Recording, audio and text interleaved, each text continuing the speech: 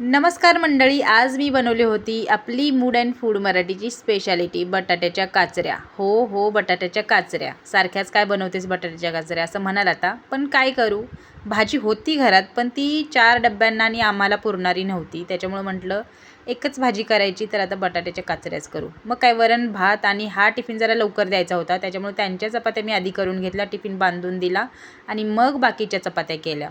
जसे टिफिन येतील तसे टिफिन भरून दिले. आज आपल्या एका सबस्क्रायबरला सुद्धा टिफिन द्यायचा होता. खरं तर त्या विमाननगरला राहतात आणि विमाननगर आणि माझ्यामध्ये खूप अंतर आहे, अर्धा तास किंवा 45 मिनिटाचं म्हणा चालत. तर त्यांना येणं जाणं शक्य नव्हतं एवढ्या रात्री.